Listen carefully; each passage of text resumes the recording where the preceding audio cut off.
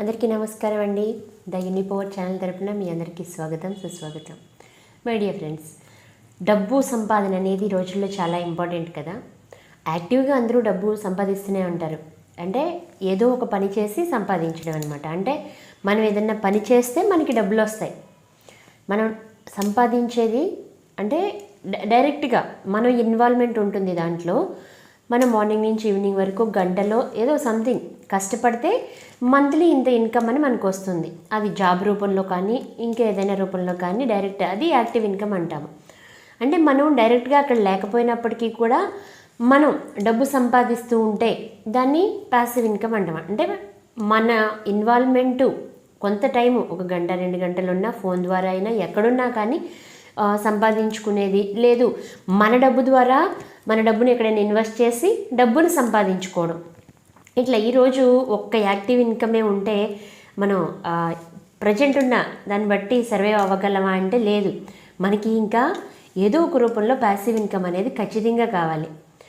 ఈ మనీ అంటే డబ్బు ద్వారా డబ్బుని సంపాదించే ప్రయోగం ఏదో ఒకటి మనం ఖచ్చితంగా చేయాలి.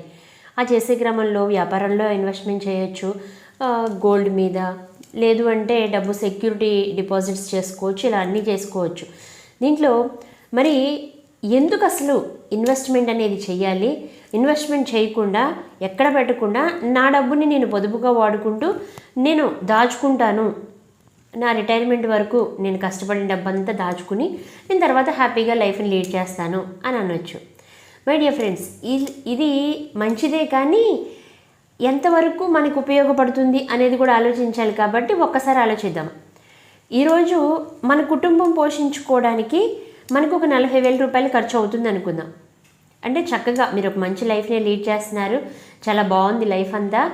మీకు ఇప్పుడు ఈ నెలకి 40,000 రూపాయలు ఖర్చు అవుతూ ఉంది. ఓకే, వెల్ అండ్ గుడ్, మీరు చక్కగా ఖర్చు పెట్టుకోగలుగుతున్నారు, హ్యాపీగా లైఫ్ని లీడ్ చేస్తూ ఉన్నారు. 40,000 రూపాయల ఖర్చు ఈ సంవత్సరానికి అయింది. అంటే ఈ నెలకి అయిందంటే ఈ సంవత్సరంలో ఒక్కొక్క నెలకి 40,000 రూపాయలు ఖర్చు అయింది. మరి నెక్స్ట్ ఇయర్ కూడా అంతే అవుతుందా? ఆ నెక్స్ట్ ఇయర్ కూడా అంతే అవుతుందా? ఆ నెక్స్ట్ ఇయర్ కూడా అంతే అవుతుందా? 10 సంవత్సరాల తర్వాత, 20 సంవత్సరాల తర్వాత, 30 సంవత్సరాల తర్వాత, ఒకవేళ ఇప్పుడు మీ ఏజ్ ఒక 30 ఇయర్స్ అనుకుందాము. ఈరోజు మీకు ఒక 40,000 రూపాయలు ఖర్చు అవుతుంది. ఇంకొక 10 ఇయర్స్ తర్వాత చూద్దాం ఎలా ఉంటుంది అనేది. అప్పుడు ఇలాంటి లైఫే మీరు లీడ్ చేయాలి, ఇదే విధంగా బ్రతకాలంటే మీకు అప్పుడు ఎంత ఖర్చు అవుతుందో తెలుసా? అప్రాక్సిమేట్గా 70,000 పైన అవుతుంది. 70,000 ఈరోజు 40,000 70,000 ఎందుకు అవుతుంది అంటే ద్రవ్యోల్బణం అనేది పెరిగిపోతూ ఉంటుంది. అంటే ధరల సూచి పెరిగిపోతూ ఉంటుంది అనమాట. మనం కొనే ప్రతి వస్తువు కూడా ఈ ద్రవ్యోల్బణం బారికి గురవుతూనే ఉంటుంది. కాబట్టి ప్రతి సంవత్సరం కూడా ఈ ద్రవ్యోల్బణం పెరుగుతుంది. యావరేజ్గా అది ఒక 5% పెరుగుతుంది అనుకుందాం. అంటే ఒక వస్తువుని ఇప్పుడు కొంటే అది ఒకవేళ ఒక 1,000 రూపాయలు ఉండొచ్చు, నెక్స్ట్ ఇయర్ కొందాంలే అనుకుంటే అది 1,000 రూపాయలకే వస్తుందా అంటే ఖచ్చితంగా రాదు. ఒక 50 రూపాయలు ఎక్స్ట్రా పే చేయాల్సి వస్తుంది. అంటే 1,050 రూపాయలు పే చేసి దాన్ని తీసుకోవాల్సి వస్తుంది. మరి ద్రవ్యోల్బణం అనేది ఇలా పెరిగిపోతూ ఉంటే నెక్స్ట్ 10 ఇయర్స్ తర్వాత మనం బ్రతకాలి అంటే మనకి ఎంత ఖర్చు అవుతుంది అంటే 70,000 అవుతుంది. ఆ తర్వాత ఇంకొంచెం మళ్ళీ ఇంకొక 10 ఇయర్స్ తర్వాత చూసుకుంటే అంటే 50 సంవత్సరాలు వచ్చిన తర్వాత చూసుకుంటే దాదాపు 1,15,000 అవుతుంది.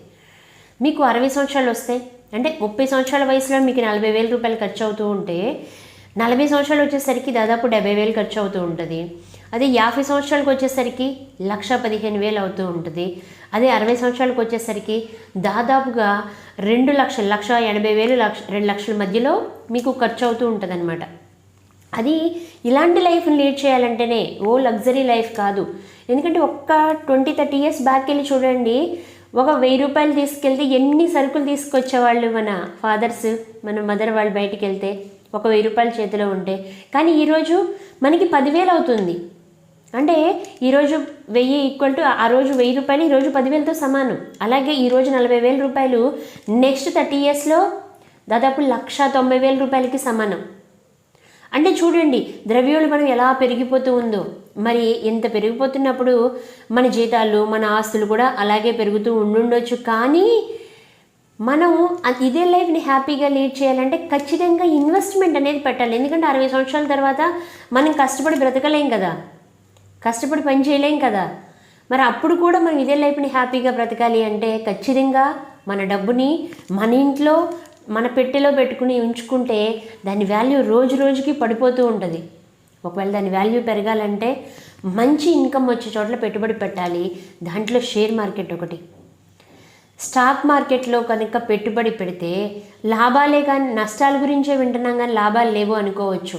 దాని గురించే చాలామందికి దాని మీద అవగాహన లేకపోవడం వలన మన ఛానల్ ద్వారా కొంత స్టాక్ మార్కెట్ గురించి ఇన్ఫర్మేషన్ ఇవ్వాలని ఆశపడుతున్నాం. అసలు స్టాక్ మార్కెట్లో పెట్టుబడి పెట్టాలి అంటే ఏం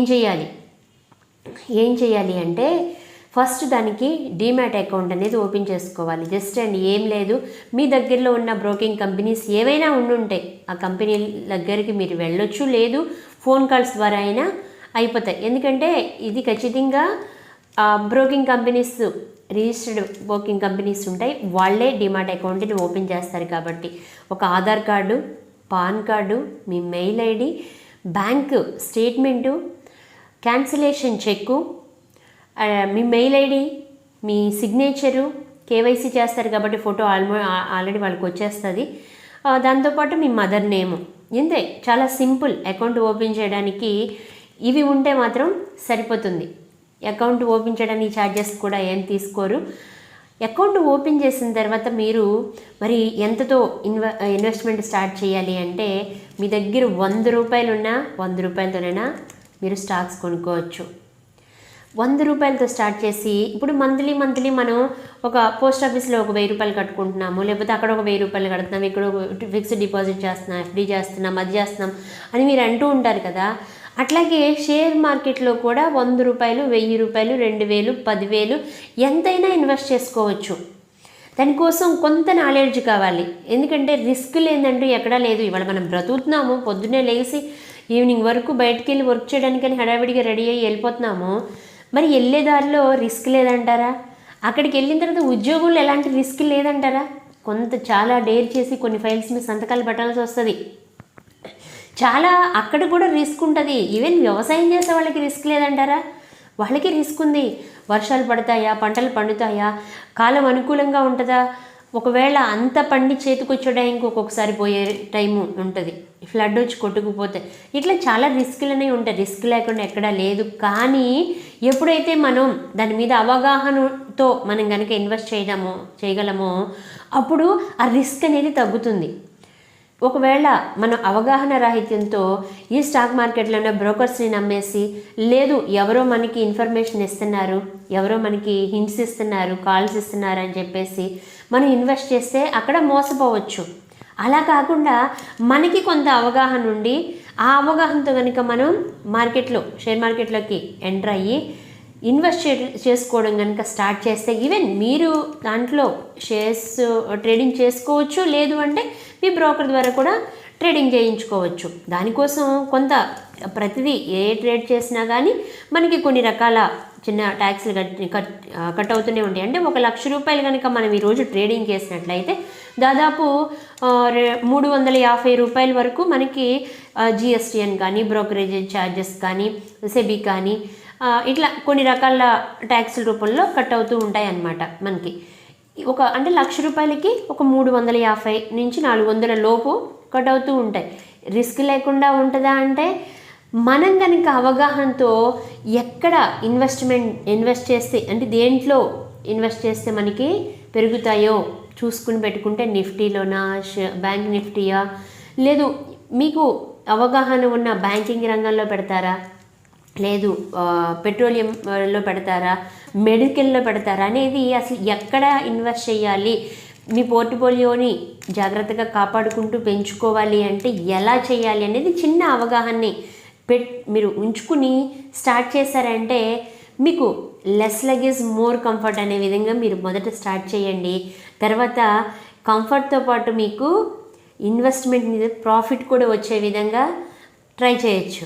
మై డియర్ ఫ్రెండ్స్, మీకు చిన్న అవగాహనతోనైనా కానీ మీరు స్టార్ట్ చేస్తే కొంచెం కొంచెంగా ఒక రోజుకి 50 రూపాయలు వచ్చినా చాలు కదా మొదట్లో మీకు, తర్వాత 100 రూపాయలు, అలా అత్యాశకు వెళ్లకుండా నేర్చుకుంటూ చేద్దాము అనే ఆశ కనుక ఉంటే మై డియర్ ఫ్రెండ్స్ మన ఛానల్ని సబ్స్క్రైబ్ చేసుకోండి. తెలుగులోనే షేర్ మార్కెట్ గురించి, ఏ టైంలో స్టాక్స్ కొనాలి, అసలు వాటిని ఎలా చూడాలి అనే దానికోసం మనం కొన్ని విషయాల్ని ఇక్కడ ఇవ్వడం జరుగుతుంది. ఆ విషయాలన్నీ కూడా మీకు చాలా వివరంగా అర్థమయ్యే విధంగా చెప్పడం జరుగుతుంది. My dear friends, stock market మీద ఇంట్రెస్ట్ ఉండి నేర్చుకోవాలి అనుకునే వాళ్ళు ఎవరైనా ఉండుంటే కనుక టెక్నికల్ అనాలిసిస్ గురించి రాబోయే క్లాసుల్లో మనం ఈ ఛానల్ ద్వారా తెలియజేయబోతున్నాం. మై డియర్ ఫ్రెండ్స్, మీకు కనుక స్టాక్ మార్కెట్ మీద ఏ చిన్న ఇంట్రెస్ట్ ఉన్నా, ఏ కొంచెం నేర్చుకోవాలని అనుకుంటున్నా కానీ మన ఛానల్ సబ్స్క్రైబ్ చేసుకుని ఫాలో అవ్వండి. ఖచ్చితంగా బేసిక్ చిన్న విషయం నుంచి అంటే ఈరోజు డిమాట్ అకౌంట్ ఎలా ఓపెన్ చేసుకోవాలనేది చెప్పాము. అలా చిన్న చిన్న ఒక్కొక్క విషయాన్ని మీకు క్యాండిల్స్ గురించి, ఏ క్యాండిల్ ఎలా ఉంటుంది, బేరిష్ అంటే ఏంటి, బుల్ అంటే ఏంటి, అసలు ఆ క్యాండిల్స్ ఎలా ఏర్పడతాయి, ఏ టైంలో ఏర్పడతాయి అనే ప్రతి విషయాన్ని కూడా పూర్తిగా మీకు వివరంగా అర్థమయ్యే విధంగా చెప్పాలని అనుకుంటున్నాము.